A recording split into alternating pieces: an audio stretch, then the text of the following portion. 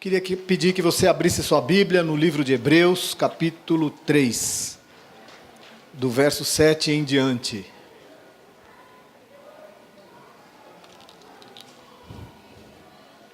Amém. Diz assim a palavra de Deus: assim como diz o Espírito Santo,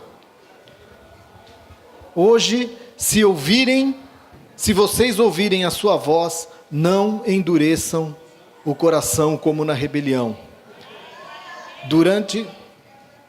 Amém, glória a Deus. Durante o tempo da provação no deserto, onde os seus antepassados me tentaram, pondo-me à prova, apesar de, durante 40 anos, terem visto o que eu fiz. Por isso fiquei irado contra aquela geração e disse: o seu coração está sempre se desviando e eles não reconheceram os meus caminhos.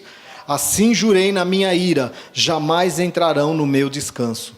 Cuidado, irmãos, amém? Para que nenhum de vocês tenha um coração perverso e incrédulo, que se afaste do Deus vivo. Ao contrário, encorajem-se uns aos outros todos os dias, durante o tempo que se chama hoje. De modo que nenhum de vocês seja endurecido pelo engano do pecado, pois passamos a ser participantes de Cristo, amém? Participantes de Cristo, desde que, de fato, nos apegamos até o fim à confiança que tivemos no princípio. Por isso é que diz: se hoje ouvirem a sua voz, não endureçam o coração como na rebelião. Vocês vejam que o Senhor aqui, ele enfatiza muito isso. Não endurecer o coração. Quem foram os que ouviram e se rebelaram? Não foram todos que Moisés tirou do Egito? Contra quem Deus esteve irado durante 40 anos?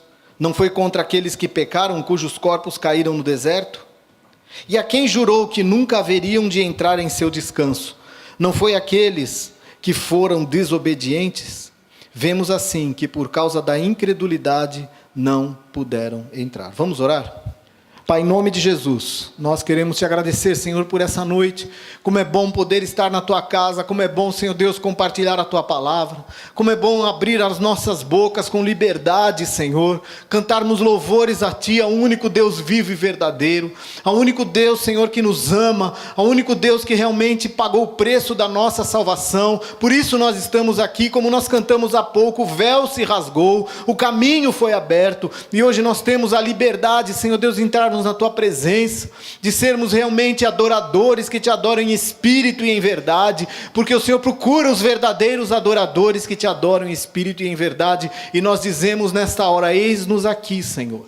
Somos teus adoradores, somos teus filhos, e recebe nesta hora também, Senhor, como o Senhor recebeu os louvores que foram ministrados, recebe também, Senhor, ó Deus, a nossa adoração através da ministração da palavra. Senhor Deus, que o nosso coração esteja cheio de gratidão, cheio, Senhor, ó Deus, de amor, de paz, de alegria de estarmos aqui em comunhão, reunidos em nome de Jesus. Por isso eu apresento essa palavra, Senhor, tudo que for feito aqui, a partir de agora, Senhor, que o teu Espírito Santo possa também ministrar a cada coração, e ao sairmos daqui nessa noite, estejamos, Senhor Deus, cheios da tua presença, com o nosso coração ardendo, Senhor, ó Deus, de alegria, Senhor Deus, da certeza que é o Senhor quem está falando conosco. Por isso, Senhor Deus, em nome de Jesus, fala a cada um de acordo com as suas necessidades, em nome de Jesus, amém. Glória a Deus, podem se assentar, e eu quero aqui nessa noite compartilhar algo também que o Espírito Santo colocou no meu coração nessa semana que passou. E o tema dessa palavra é o perigo da incredulidade. O perigo da incredulidade. Nós aqui tivemos um momento tremendo de louvor. Um momento tremendo de entrarmos na presença de Deus, em que o Espírito Santo, eu acredito, da mesma forma que tocou no meu coração, tenha tocado no coração de todos que estão aqui nesta igreja, porque é impossível nós não sermos tocados pela presença de Deus. Quando o Espírito Santo começa a se movimentar no nosso meio, e o Espírito Santo se movimenta através das pessoas. Ele usa pessoas, ele usa seres humanos. Tudo que Deus faz aqui na terra, ele faz através de gente. De homens, de mulheres que realmente se entregam, que desejam serem esses instrumentos, serem essas pessoas através das quais ele vai mostrar o seu reino pregar o Evangelho, não tem outra forma. Por que foi necessário que Jesus viesse à terra? Foi necessário porque Deus precisava que um homem viesse aqui, de carne e osso, passasse, vivesse o que nós vivemos, a nossa realidade, o nosso dia a dia, sofresse, se alegrasse, se entristecesse, sentisse fome. Um homem sujeito a todas as nossas angústias, aos nossos questionamentos, aos nossos medos, às nossas ansiedades. Só que com uma diferença, né? Jesus não pecou. Ele não se deixou ser, como disse aqui, o seu coração endurecido. Ele não se deixou perverter. Em momento algum, ele provocou a ira de Deus. Mas o mais interessante de Jesus é que a ira de Deus foi colocada sobre Jesus na cruz, sem que Jesus em nenhum momento provocasse essa ira de Deus. Por quê? Nós, homens e mulheres pecadores, que lá no Éden decidimos andar sozinhos, nos desligamos, nos apartamos da presença de Deus. E havia a ira de Deus sobre nós. Havia algo que nós, como homens e mulheres, era impossível de ser retomado. E essa noite, como eu disse, o perigo da incredulidade. O que nos leva à incredulidade? A nossa condição humana. A nossa condição de pecado. A nossa condição de separação da presença de Deus. De nos afastarmos da presença de Deus. E quanto mais nos afastamos da presença de Deus, mais incrédulos nós nos tornamos, mais perverso nós nos tornamos. Por isso foi necessária a vinda de Jesus. Mas ao longo desses últimos 2018 anos, desde que Jesus ressuscitou e voltou aos céus, como homem, muitas coisas aconteceram. E hoje nós vivemos tempos, como eu falei domingo passado. Domingo passado eu falei que a igreja vive tempos difíceis. Tempos em que muitos têm se afastado. A quantidade de pessoas que frequentam a igreja hoje é muito grande. Mas o problema não é a quantidade de pessoas que estão na igreja. Isso muitas vezes não importa. O que importa é o que está sendo passado para essas pessoas. Que tipo de evangelho está sendo pregado? E por isso muitas pessoas estão o quê? Se afastando, se decepcionando, se sentindo desprotegidas. Prega-se uma proposta de evangelho falso, efêmero, fraco, que não traz a certeza realmente de salvação. A certeza de vida eterna, porque a maior angústia do ser humano, qual é? É saber que um dia nós vamos morrer. Saber que isso tudo vai acabar um dia. E eu ouvindo outro dia uma ministração, achei interessante essa questão. Porque, de alguma forma, nós tentamos anestesiar esse medo, essa angústia, porque a morte veio por causa do pecado. O homem não foi criado para morrer, o homem foi criado para viver eternamente. E a morte é uma coisa que angustia qualquer ser humano. Ninguém gosta de participar de um velório. Ninguém gosta de saber que algumas pessoas estão à beira da morte. É difícil nós encararmos isso. E nós ficamos arrumando desculpas, arrumando situações para nós mesmos, achando que nós não vamos passar pela morte, mas no fundo nós sabemos que um dia ela vai chegar. Mas como que nós, como homens e mulheres, que creem no Senhor Jesus como seu único e suficiente Salvador, lida com tudo isso? Como que nós lidamos com tudo isso? A certeza da vida eterna. A certeza de que essa morte pela qual nós vamos passar, a não ser que o arrebatamento venha antes, que seria uma grande maravilha, não termos que passar pela morte física. Amém? Já pensou a gente aqui hoje, de repente, vai todo mundo embora? Não ficar ninguém aqui, hein? Esses bancos aí vão ser pouquíssimo usados. Nós vamos tudo embora, lá não vai precisar de banco, não vai precisar de nada disso. Amém? Porque aí acabaram as angústias, acabaram os problemas, as lutas, as dificuldades, os nossos medos foram todos extirpados da nossa vida. Lá nós teremos algo completamente novo. E é isso que faz com que nós aqui hoje, nesse momento, nessa hora, não precisemos disfarçar, ou não precisemos mascarar os nossos medos, achando que a morte não vai chegar. E conforme os anos vão passando, e a gente fala, está se aproximando. Porque a Bíblia diz que ao homem é dado 60, 70 anos, e alguns que passam disso, não passa de enfado, canseira. Hoje com a tecnologia, com o avanço da medicina, vivemos muito mais. Mas, o que é, ou o que são 70, 80, 90, 100 anos? Essa semana eu estava ouvindo uma reportagem na Band News FM de um casal que está casado há 80 anos. Você imagina ficar casado há 80 anos? É uma bênção. É uma bênção. Apesar de, como eu disse no casamento ontem, que eu fiz a cerimônia de casamento do William e da Nayane, se prega tanto sobre contra o casamento. Não, casamento não é uma bênção. Casamento é sim uma bênção. E esse casal, há 80 anos morando juntos, vivendo juntos, uma vida de felicidade, de alegria. E eu ouvi eles falando, eles têm 100 anos, os dois. Casaram em 1937. E ele ainda continua trabalhando, mora numa cidadezinha ali de Minas Gerais, com 6 mil habitantes, vendendo gado. Ela continua lá fazendo seu crochê, vendendo na cidadezinha lá que ela mora. 100 anos. Aí eu te pergunto, é muito tempo? Para nós é relativamente muito tempo, mas e a eternidade? A eternidade não tem fim, são 100, aí você multiplica por mais 100, e não tem fim. Essa é a maior angústia do ser humano. Esse é o maior medo do ser humano, terminar esta vida.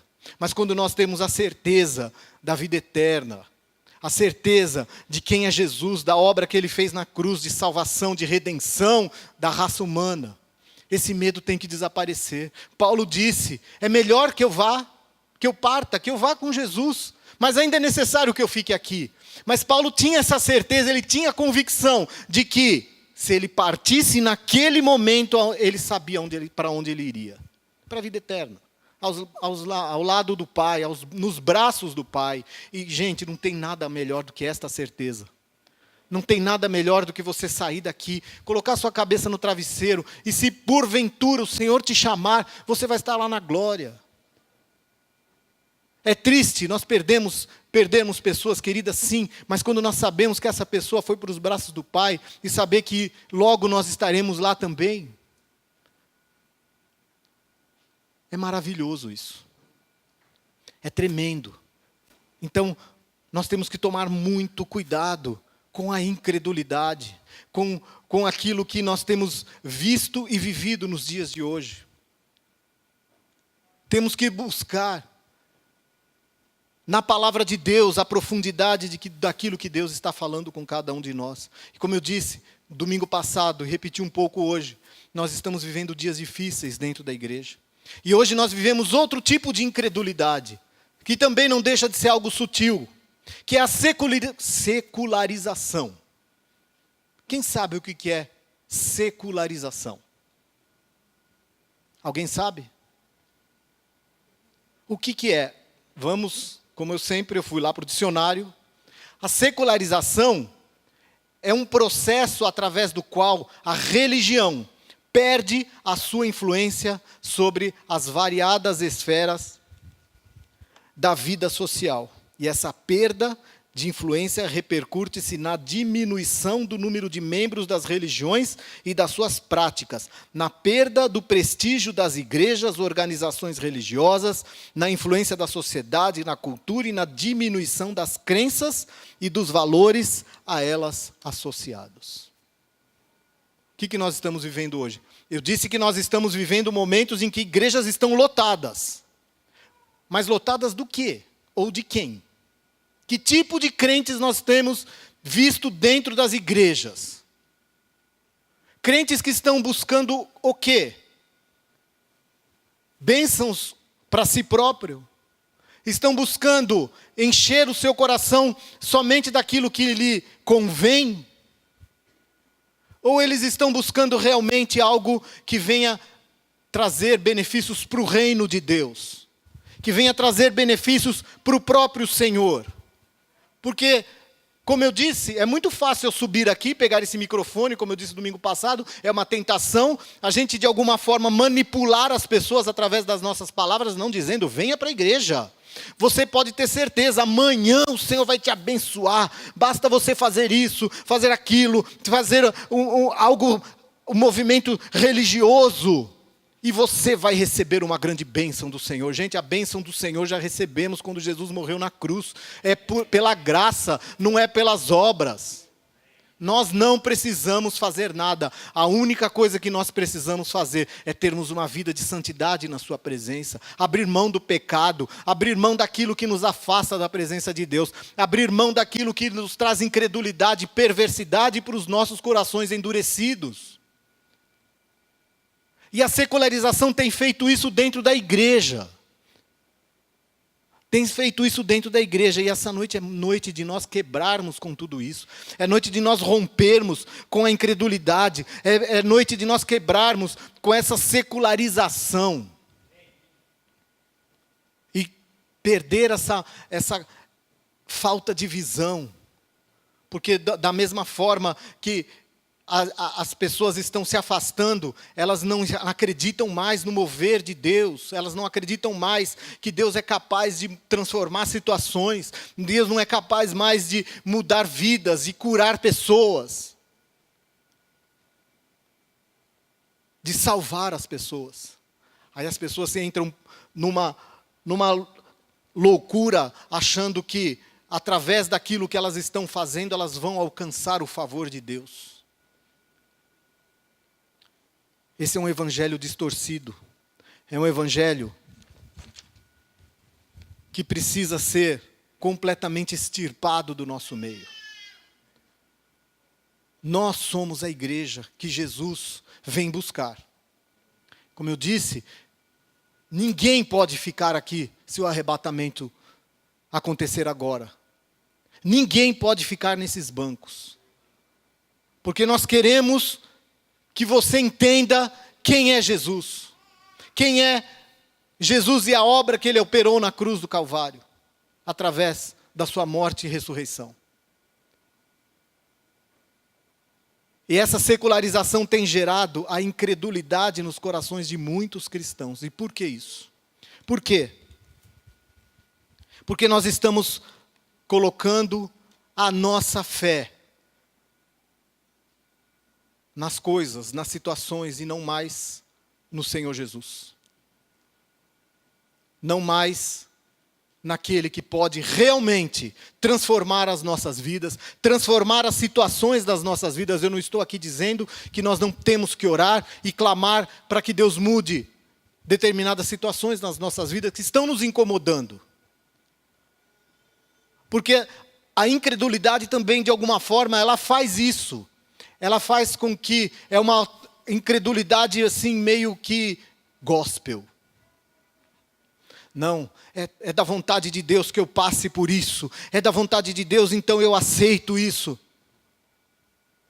Às vezes nós nos colocamos numa situação cômoda, achando que é da vontade de Deus determinadas situações que acontecem nas nossas vidas, porque nós no fundo não acreditamos que Deus é capaz de transformar aquela situação. Então nós nos acomodamos e falamos, não, Deus sabe o que faz. É mais fácil, né? É mais fácil você se colocar numa situação de passividade, ao invés de você se colocar numa situação de atuar através da oração, através do jejum, de dobrar o seu joelho no chão, de guerrear. Tomar as rédeas da situação. E quando eu digo tomar as rédeas, não é que você vai fazer as coisas na força do seu braço, porque, como eu disse, é pela graça, não é pela nossa força, nem pela nossa capacidade. Mas quando eu digo que a gente tem que tomar as rédeas, é tomar as rédeas da oração, é tomar as rédeas de reavivar a sua fé, é tomar as rédeas de fazer com que esse evangelho que Jesus Cristo veio trazer para cada um de nós, as boas novas, ela seja realmente vivida nas nossas vidas. Mas para isso é preciso você ter uma atitude ativa, proativa em relação a isso. Caso contrário, o inimigo vai passar por cima de você que nem um trator, para destruir a sua vida. Infelizmente, muitas pessoas têm se deixado levar por isso. E eu quero nessa noite desafiar cada um aqui, e a mim mesmo, nesse sentido, a romper com essa incredulidade, a romper com essa passividade que tem assolado as nossas vidas, que tem assolado a igreja. Essa é uma palavra que o Senhor colocou muito forte no meu coração essa semana. E eu acredito que é noite de transformação, de renovo de fé. Eu não sei como está seu coração, eu não sei o que está se passando na sua vida. Mas eu quero te dizer, o Senhor Jesus sabe. E eu acredito que Ele está de uma forma, entre aspas, ansiosa, que Jesus não é uma pessoa ansiosa, mas Ele está ali ansioso, esperando que você tome uma atitude de fazer com que Ele mova o seu braço a seu favor. Em nome de Jesus. Deus espera isso de cada um. Não tenha uma atitude passiva diante das situações. Não tenha uma atitude passiva achando que é da vontade de Deus. Porque nós sabemos quando algo é realmente da vontade de Deus, o Espírito Santo testifica nos nossos corações. E nós vamos quebrar com tudo isso em nome de Jesus, essa secularização, essa incredulidade que tem tomado conta de muitas vidas nos nossos dias. Por quê?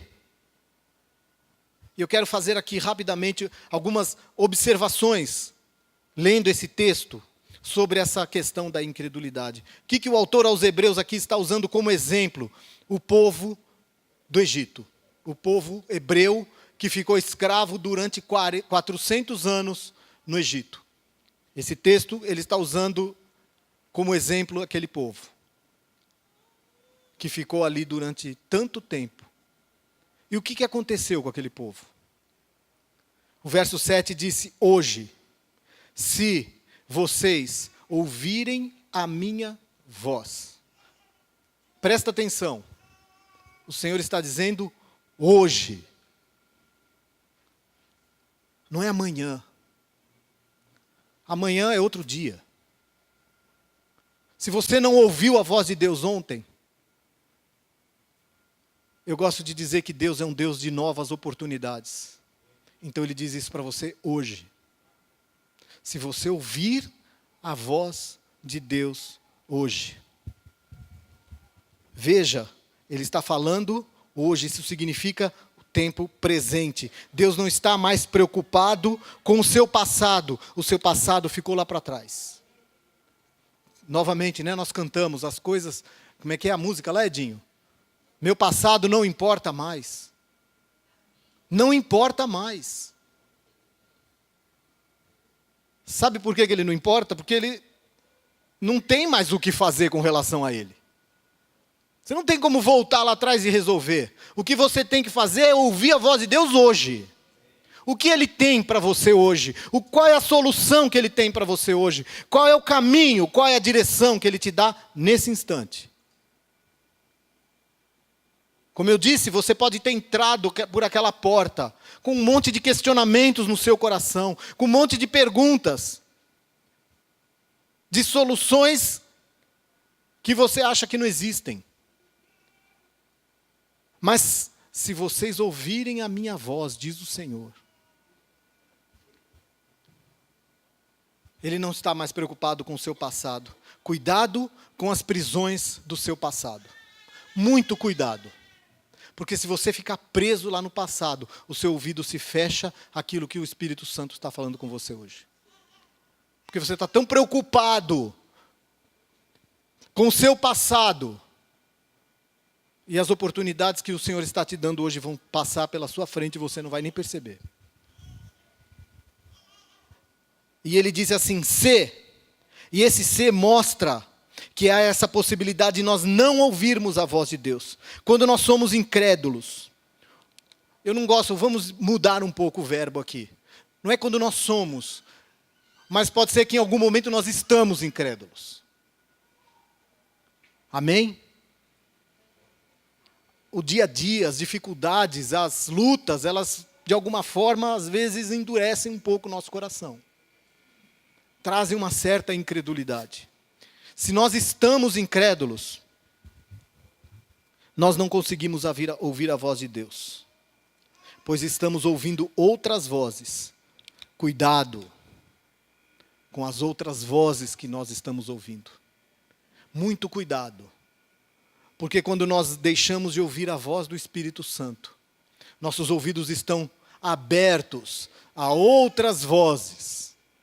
E não se esqueça que o inimigo está sempre pronto a plantar palavras negativas, palavras de incredulidade, palavras de medo, palavras que vão trazer passividade, como eu disse, insegurança e toda sorte de afastamento da presença de Deus.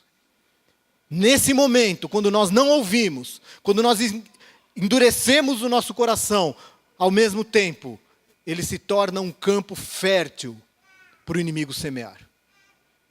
É a hora que o inimigo vem e planta a sua semente. E se nós não estivermos ligados instantaneamente para isso e percebermos, essa semente ela vai criar raiz profunda, e ela vai crescer, e ela vai dar frutos, e quanto maior for essa raiz, quanto mais profunda, e quanto mais ela crescer, mais difícil vai ser ela ser extirpada do nosso coração. Que o nosso coração nessa noite possa estar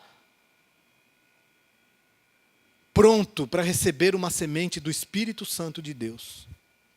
E a semente, de alguma forma, se foi plantada pelo inimigo, através da incredulidade do seu coração, nessa noite, o Espírito Santo está pronto para arrancar.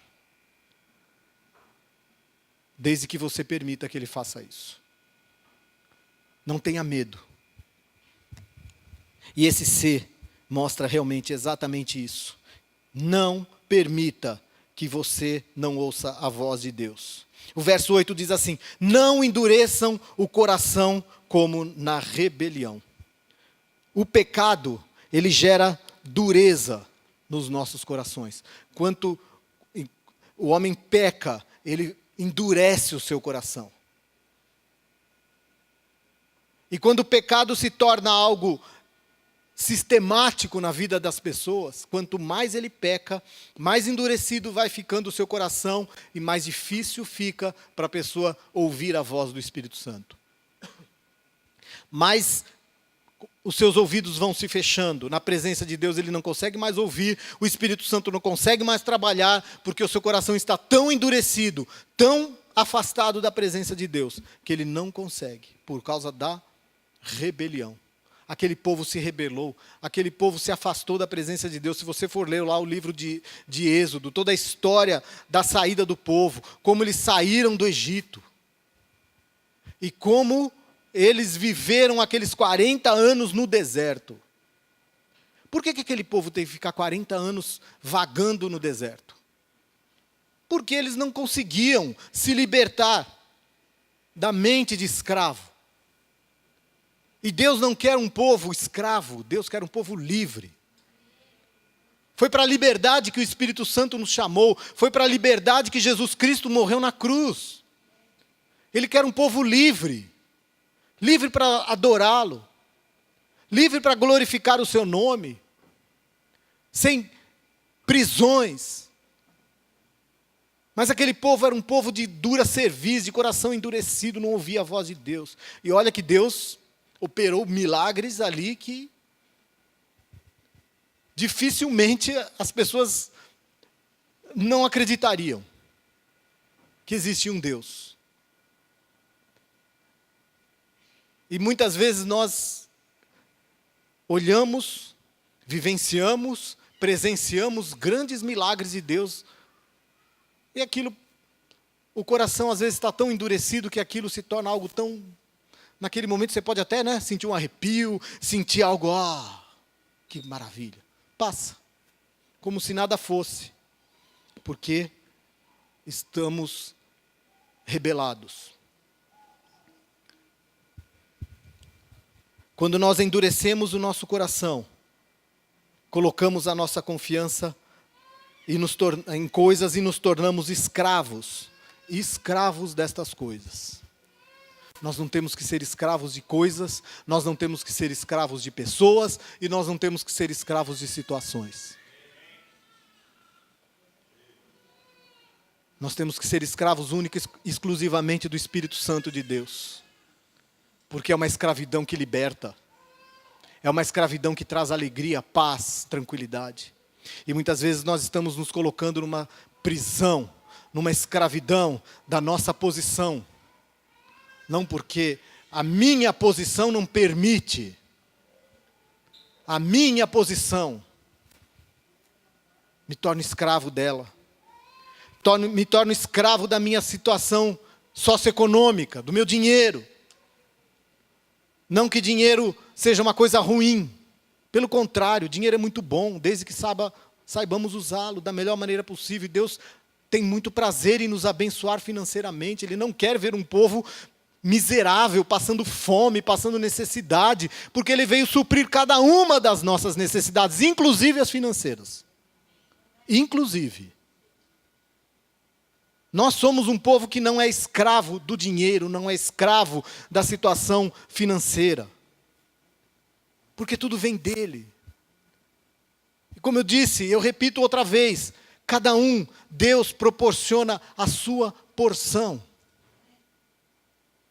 Se você tem o que comer, o que vestir, esteja alegre. Se contente com a porção que Deus tem para a sua vida. Uns têm mais, outros têm menos, mas todos têm o suficiente. Eu posso garantir que ninguém aqui hoje passou fome. Ninguém se privou de ser alimentado, ninguém se privou de nada, porque o Espírito Santo supre todas as nossas necessidades. Não seja escravo de dinheiro. Não se preocupe, porque lá em Mateus 6, Jesus promete que se Ele é capaz de cuidar das aves, da flor, quanto mais dos seus filhos. Amém? Não seja escravo. Muitos são escravos do trabalho. Muitos são escravos do seu esposo, da sua esposa. Mas é noite de libertação, em nome de Jesus. Quando nós endurecemos os corações, nós nos tornamos rebeldes. Examinemos os nossos corações nessa noite. Se há alguma área das nossas vidas que está endurecida, que está se rebelando contra Deus. Porque muitas vezes nós achamos que não, está tudo bem, mas às vezes há áreas que estão endurecidas. E nós não permitimos que Deus atue. Há áreas que a gente fala, não, essa área Deus não vai tocar. Essa área Ele não pode mexer. E Ele não vai fazer mesmo. Quando endurecemos os nossos corações, nos tornamos rebelde.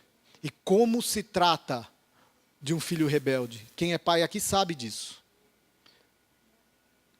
Um filho rebelde, o pai tem que ser firme com aquele filho.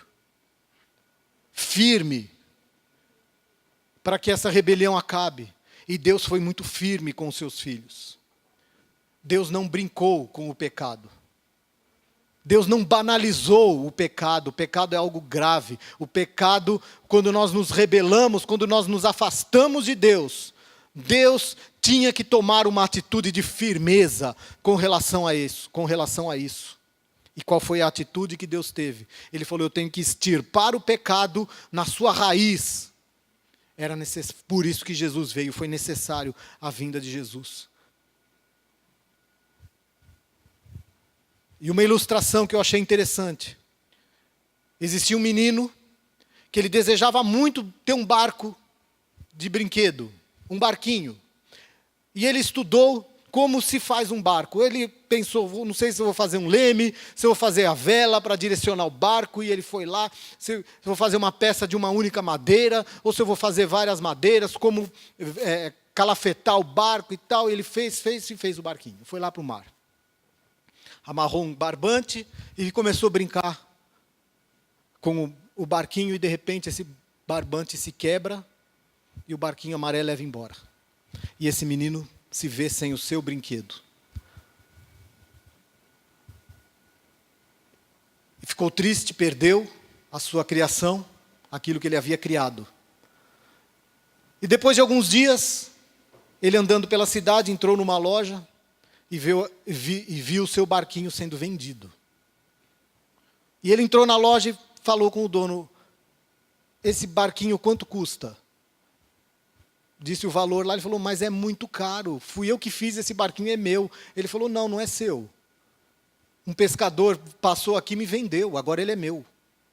Ele me vendeu esse barquinho, ele é meu, ele me pertence. E o menino falou: mas tudo bem, não tem jeito de você me dar esse barquinho? Não, não tem jeito, se você quiser você vai ter que comprar esse barquinho. E ele voltou para casa triste, mas ele economizou dinheiro, pagou todas as economias que ele ganhava do pai, e ele foi guardando até o dia que ele chegou lá naquela loja e tinha o dinheiro, que custou muito caro para ele. Ele comprou aquele barquinho de volta para ele. Nós somos esse barquinho que se perdeu por causa do pecado. Nós somos resgatados 2 vezes pelo Senhor. Uma quando Ele nos criou, e a segunda quando Ele nos comprou. Ele nos criou perfeitos, nós nos perdemos. E depois, Jesus foi e pagou um preço muito alto pela nossa salvação, pelo nosso resgate. Nós somos comprados por um preço. Isso é maravilhoso. É maravilhoso. Tenha isso sempre no teu coração. Mesmo que nós estejamos perdidos, mesmo que nós estejamos longe da presença de Deus, o preço que foi pago é um preço que você pode ser resgatado de volta. O Senhor Jesus está sempre pronto a nos trazer de volta a sua presença. Não tenha medo, não tenha aquela culpa. Muitas vezes nós nos sentimos culpados, porque por causa das situações, das dificuldades, nós endurecemos os nossos corações. Aí você se coloca na presença de Deus e começa a orar, e começa a clamar, e acha que não tem mais solução. Tem solução sim. O Senhor está sempre de braços abertos a te trazer de volta para a sua presença. Não tenha uma atitude de remorso como teve Judas, que em determinado momento, quando viu o erro que ele tinha cometido, ao invés de ter um genuíno arrependimento na presença de Deus, ele sentiu remorso e se matou. Não precisa ter remorso. Nós precisamos ter verdadeiro arrependimento, e arrependimento genuíno gera transformação e mudança de vida.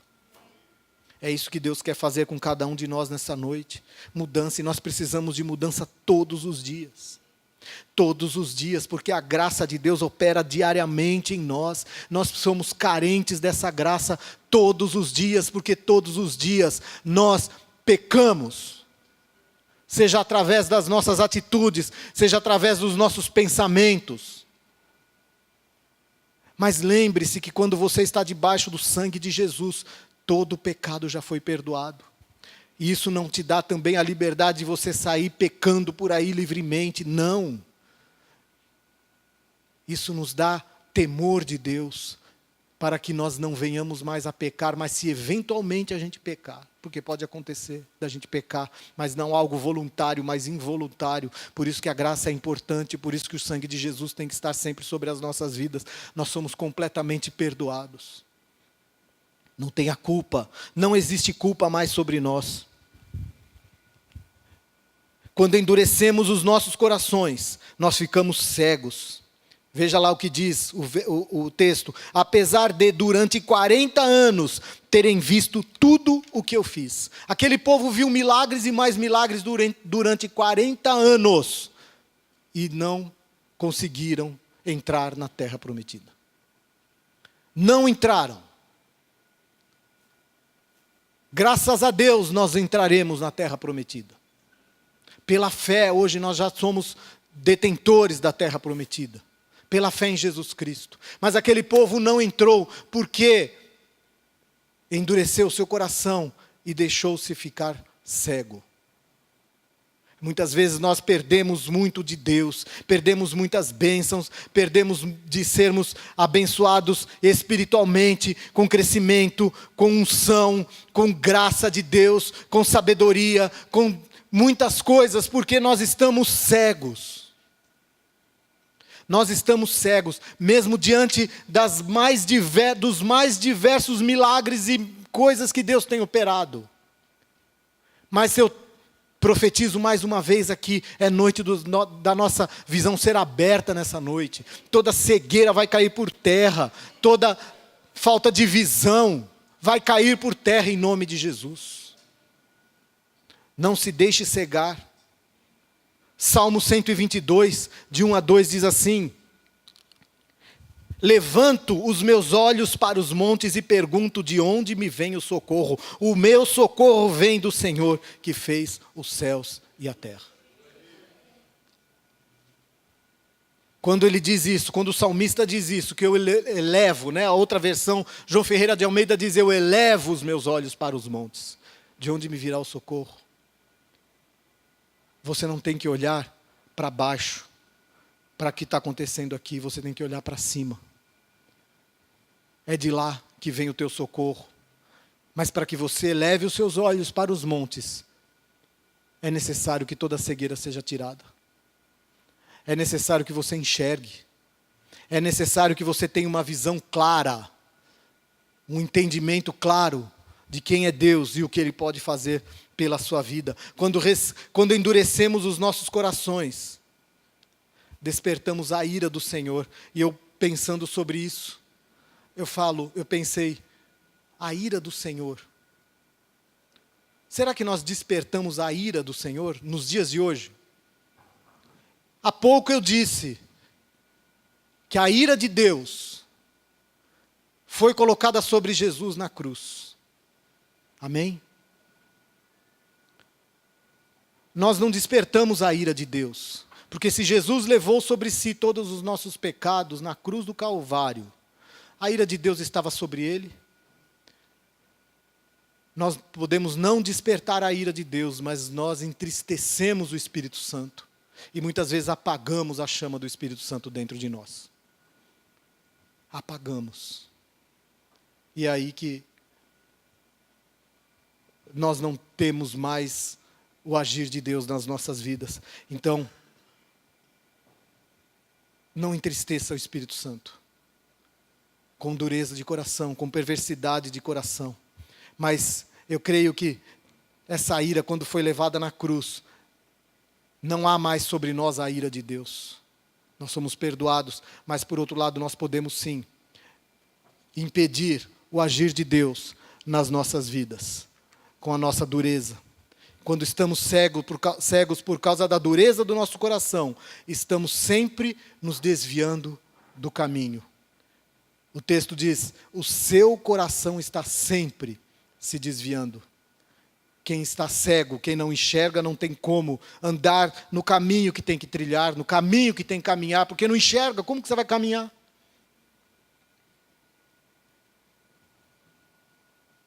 Domingo passado eu disse, um corredor, uma pessoa que corre, Paulo diz que não pode olhar para trás.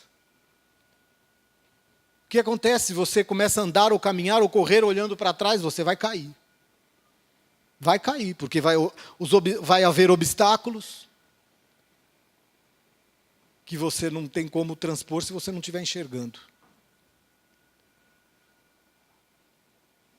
O coração dele está sempre se desviando. Quando nós endurecemos os nossos corações, temos que quebrar essa dureza para que nós não venhamos mais desviar.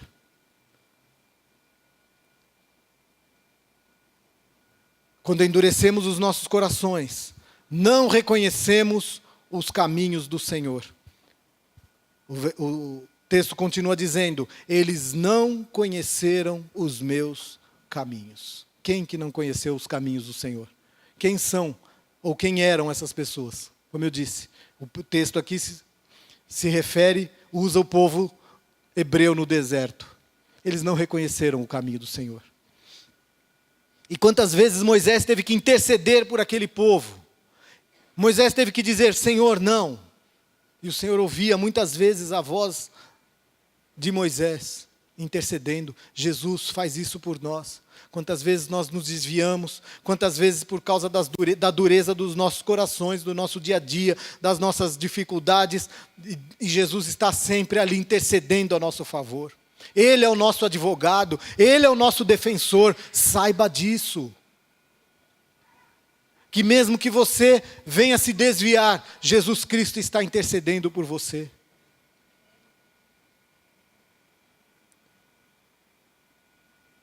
Hoje nós não vivemos um tipo de escravidão como aquele povo que viveu no Egito. E por que aquele povo se deixou escravizar? Justamente porque eles se desviaram, endureceram o seu coração, eles se deixaram secularizar pela cultura egípcia, se esquecendo da sua própria cultura, das suas próprias leis, as leis que Deus havia dado a Abraão.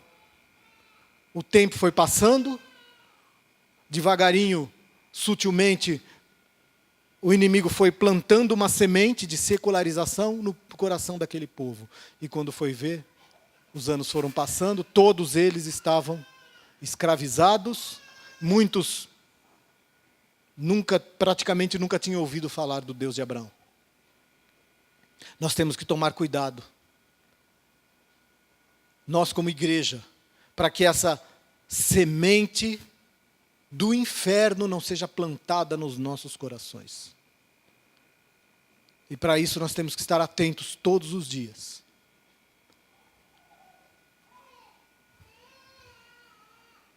Diante desse quadro de dureza de coração, por causa da secularização, o Senhor não pode, apesar de querer, nos fazer entrar em seu descanso. Jamais entrarão em meu descanso, diz o texto.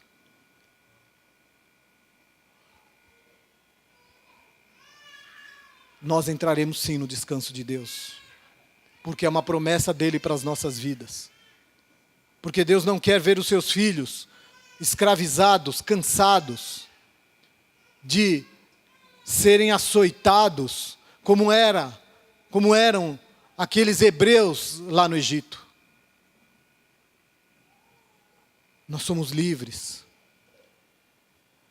Então nós temos que aprender que nós entraremos sim no descanso de Deus. Aliás, nós já entramos, a partir do momento que nós temos o Senhor nos nossos corações. Nas nossas vidas, nós convidamos Jesus, Ele é o nosso sábado. Ele é o nosso descanso. Você não precisa de um dia da semana para descansar. Um dia de sábado, você pode ter o seu sábado todos os dias. Seja no seu trabalho, seja na sua casa, aonde você for, há um descanso para as nossas almas em Jesus. Há um descanso para cada um de nós. Mesmo que você esteja trabalhando intensamente, mesmo que você esteja passando pela maior luta e dificuldade, há descanso para a sua alma. Porque Jesus é o teu sábado. E nele você vai encontrar descanso, nele você vai encontrar paz, nele você vai encontrar refrigério para a tua alma. Em nome de Jesus. E Hebreus 13, 12 diz assim: cuidado, irmãos, para que nenhum de vocês tenha coração perverso e incrédulo que se afaste de Deus. Então nós temos que cuidar para que essa perversidade ou para que essa dureza dos nossos corações não se instale em nós. É dever de cada um de nós termos esse cuidado. E esse autor, o autor aos Hebreus, aqui nos dá esse alerta, cuidado. Esse cuidado deve ser uma constante, pois a tendência de cada um de nós, como seres humanos, é sim, nos afastarmos da presença de Deus, pelo fato de nos tornarmos incrédulos e perversos. E quando eu digo aqui perverso, a gente já pensa numa pessoa má, né? Aquela coisa ruim. que vai cometer todo tipo de atrocidade, de perversidade. Não. O fato de nós nos afastarmos da presença de Deus já nos torna uma pessoa perversa. Pelo simples fato de nós nos afastarmos de Deus. Deus já sente, eu não digo dó, mas ele sente um pesar. E por que perverso? Eu fiquei pensando, por que perverso? Afinal de contas, eu não sou perverso, né? Nunca matei ninguém, nunca torturei ninguém. E a gente acha que ato de perversidade é isso. Mas aí eu, pensando em tudo que Jesus fez, tudo que Jesus passou, viveu, sofreu por minha causa, e eu simplesmente endureço o meu coração e não acredito, começo a ter atitudes de incredulidade. Para mim isso é um grande ato de perversidade do meu coração. Meu coração rejeita tudo que Jesus fez. Então eu sou uma pessoa perversa. Eu não preciso fazer a perversidade da forma como a gente imagina ou como a gente pensa. Mas o fato de nós rejeitarmos, através da incredulidade e através da dureza do nosso coração e a cegueira dos nossos olhos, já é suficiente para nos tornarmos perversos. Por isso que a Bíblia fala sobre isso. Sobre o coração perverso e incrédulo. E eu quero caminhar para o final, para nós orarmos. E eu creio que cadeias vão se quebrar nessa noite, em nome de Jesus. Nós sairemos daqui renovados hoje, com a nossa fé realmente restaurada. Em nome de Jesus. E a gente pode perceber aqui, que o autor está falando aos irmãos. Ele não está falando para quem está lá fora, para os ímpios, aqueles que não têm Jesus.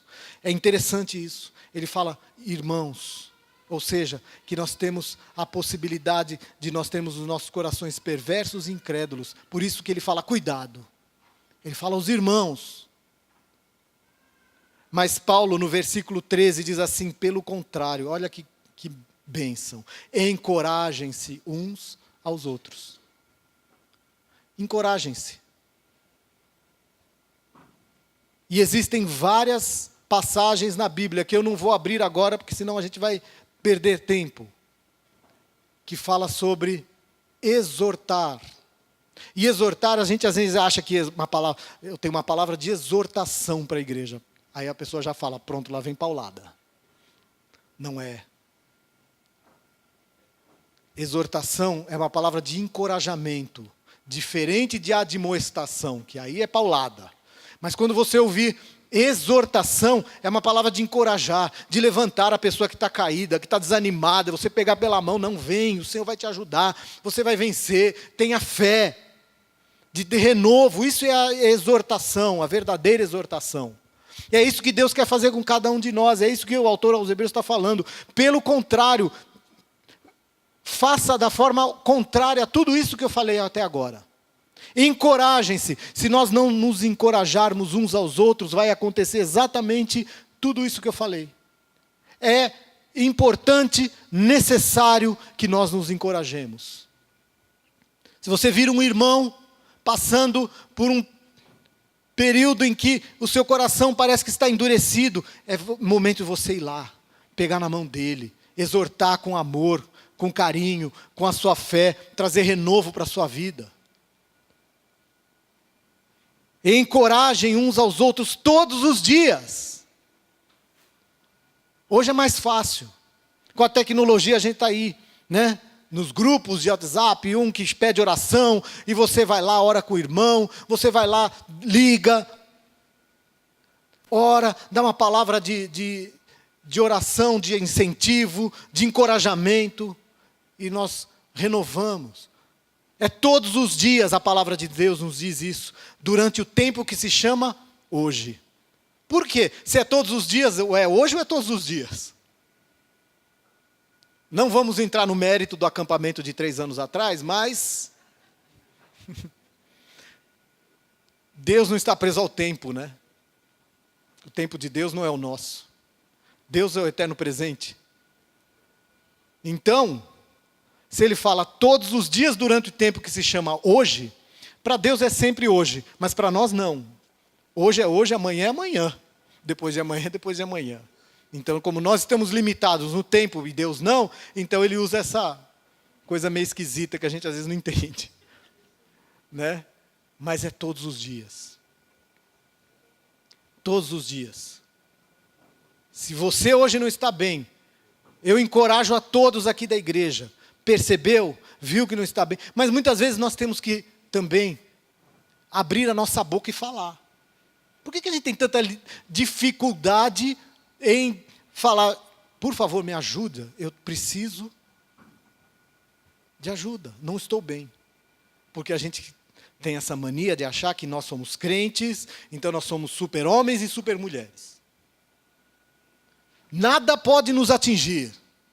Existe um campo de força na nossa frente que a palavra de Deus nos diz realmente que o escudo da fé, a fé ela trabalha como um escudo para que os dardos do inimigo não nos atinjam. Mas isso não significa que a gente não vai ter luta e dificuldade. Então a gente tem que usar a fé usando, como eu disse no início.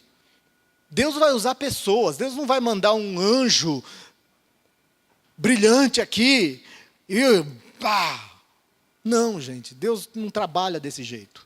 Os anjos do Senhor estão ao nosso redor, Ele nos guarda, nos livra. Mas Deus vai usar gente, gente como a gente. Com medos, ansiedades, lutas e dificuldades. Para quê? Para te encorajar, para te levantar, para te fazer caminhar. Todos os dias.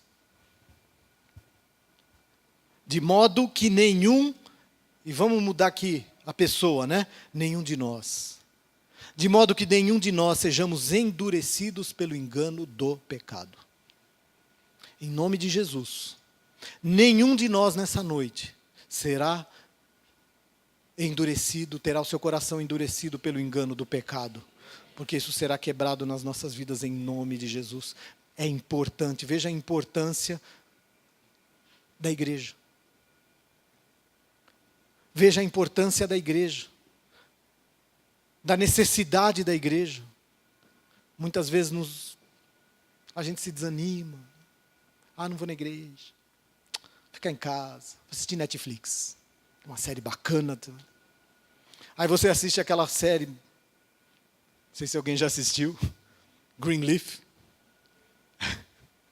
O quê? Eu nunca mais vou na igreja.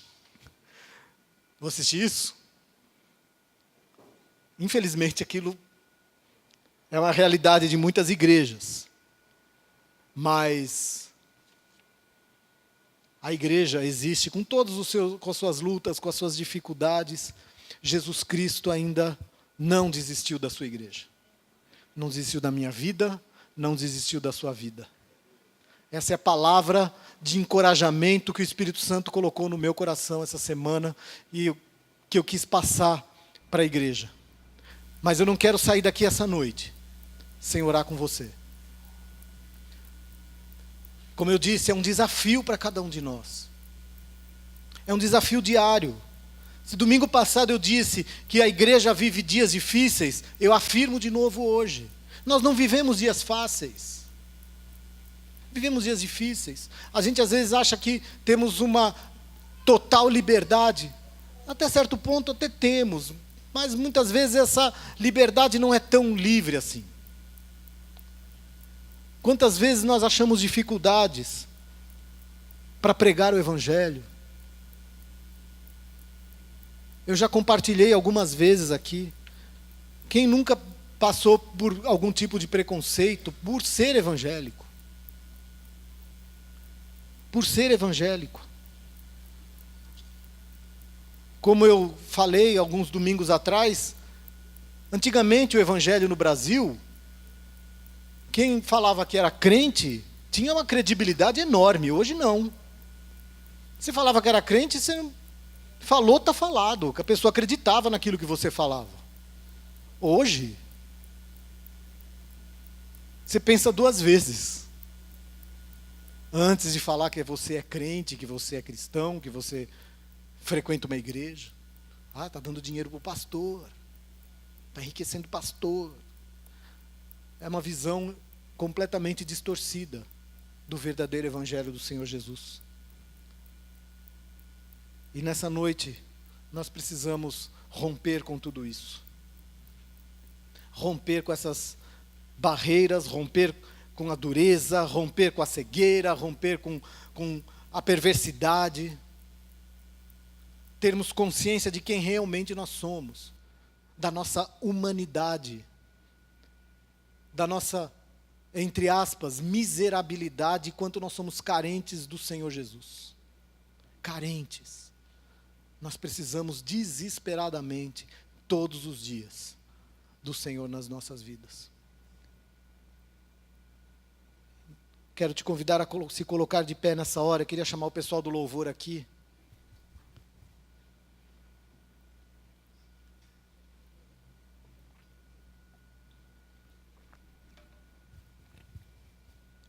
Eu não quero sair daqui sem orar com você. Eu te desafio nessa noite. Muitas vezes nós não queremos, como eu disse, nos expor.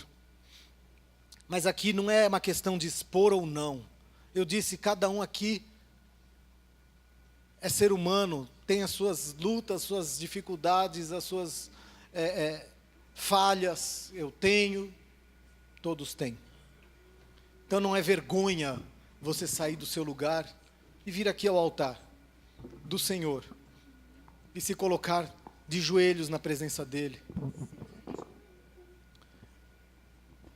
Eu vou pedir para o Tiago. Tiago, vem me ajudar.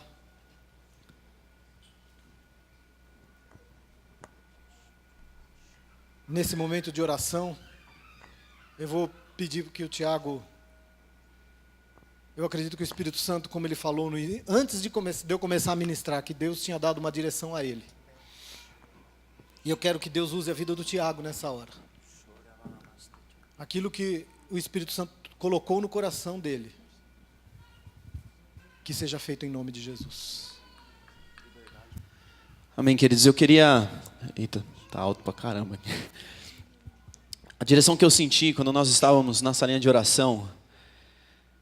comecei a sentir, na realidade, no meu coração, uma sensação de que nós passaríamos hoje por um momento de mudança, de avivamento. E o pastor, quando ele chegou na igreja, quando ele entrou pelo menos aqui no templo, não sei se já estava no prédio, eu cheguei nele e falei, pastor, qual que é o tema da mensagem? Aí ele falou, como ele disse no começo da mensagem, né, o problema da incredulidade, como é que é o tema exatamente? O perigo da incredulidade. Só que o avivamento é exatamente o contrário da incredulidade. Só que quando a gente estava ali dentro, eu comecei a ter essa sensação, e antes da gente sair, o pastor Roberto falou, queridos, existe um ambiente de avivamento hoje sobre a igreja. Aí eu fiquei olhando, falei, amém, Deus, eu sou meio atirado para as coisas, né, mas eu falei, não, vamos com calma. E fiquei tranquilo, e quando ele falou do tema, depois eu vim aqui, conversei com o pastor aqui na frente, eu falei, se Deus te direcionar a isso, né, eu estou disponível. E a direção que eu tive, na realidade, foi mais uma visão, e essa sensação no Espírito é de que nós, 6 pessoas estariam orando aqui, nós vamos orar por todo mundo. E eu acho que o Edu está aqui embaixo. Cadê o Edu? Está aí? Edu, por favor, sobe lá em cima. Pega as crianças todas, traz aqui para baixo. Nós vamos orar, inclusive, pelas crianças. E eu queria aproveitar também, queridos, o Edu ministrou uma palavra poderosa na quarta-feira, voltada para pais, professores e para as crianças. E uma frase que ele disse, e é por isso que eu pedi para ele chamar as crianças também, é: o Espírito Santo que está sobre a minha é a sua vida. É o mesmo Espírito Santo que está sobre a vida das nossas crianças aqui. A porção que Deus derrama sobre as crianças não é menor. Deus não vem pela metade pelas crianças porque elas são menores do que nós. Muito pelo contrário. Muitas vezes, como o Edinho disse, as crianças estão muito mais ligadas do que nós estamos. E uma coisa que me confirmou também, o pastor, quando ele começou a mensagem, ele leu essa passagem de Hebreus 3, de 7 a 19. Eu conversava com o Janderson essa semana e eu disse exatamente isso aqui. Nós, como igreja local aqui, nós estamos vivendo um momento de transição, de mudança. E foi exatamente o que o povo no deserto passou. Só que a incredulidade deles fez com que eles ficassem rodando em círculos por 40 anos. E eu quero declarar para nós, como igreja, eu me incluo nisso, nós não passaremos por isso nesse lugar.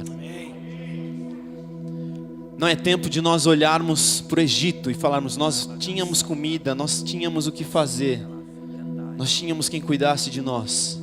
É tempo de nós olharmos para Canaã, para a terra prometida, e caminharmos em direção a ela.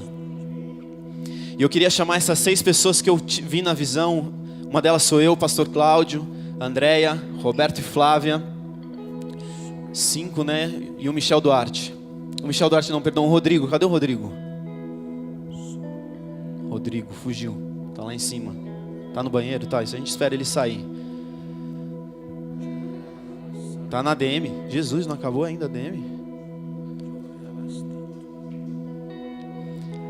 Janderson, corre lá, vê se ele tá lá em cima pra gente, por favor. Essas 6 pessoas, por favor, venham aqui, a gente vai ficar aqui embaixo. Nós queremos orar por todo mundo. Nesse sentido do que o pastor ministrou, de quebrar a incredulidade, de quebrar nossa visão torpe, errada. Quando nós devemos olhar para frente, nós estamos olhando para trás. Nós precisamos, queridos, como num livro, virar a página. Se você pegar um livro e ficar lendo a mesma página todos os dias, uma hora aquilo cansa. E nós estamos enfadados de viver a mesma coisa diariamente. Não é tempo mais de vivermos isso. É tempo de nós caminharmos adiante, prosseguirmos para aquilo que o Senhor nos tem proposto, para aquilo que o Senhor tem sonhado sobre as nossas vidas. E queridos, nós queremos, a direção que eu senti no coração é realmente de orarmos por todo mundo que quiser oração. Se alguém precisa sair cedo, eu quero te chamar, venha primeiro. Não tem problema, você recebe a sua oração e você vai tranquilo para sua casa. Mas nós queremos orar por todo mundo, e por isso eu pedi para as crianças descerem também. Nós iremos orar por eles. E esse grupo de 6 aqui, não é para nós orarmos com pressa. Não é para nós orarmos pulando e saltando já para o seguinte rapidamente. Se Deus der palavra, ministre a palavra, e os demais esperam e aguardam para todos irem junto para o próximo. Eu creio que nós estamos vivendo realmente um momento de transição. E essa palavra vem de encontro com isso. A igreja vinha apagada, a igreja vinha meio apática. É tempo de mudarmos, queridos, é tempo de caminharmos. É tempo de prosseguirmos para a nossa terra prometida, para aquilo que o Senhor tem sonhado para as nossas vidas. Por favor, Rodrigo. Se alguém tem um horário que precisa sair cedo, se alguém tem algum outro compromisso que precisa já sair, por favor, venha você primeiro, nós vamos orar, os 6 juntos.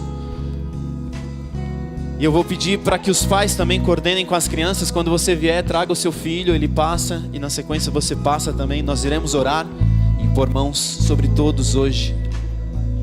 É importante.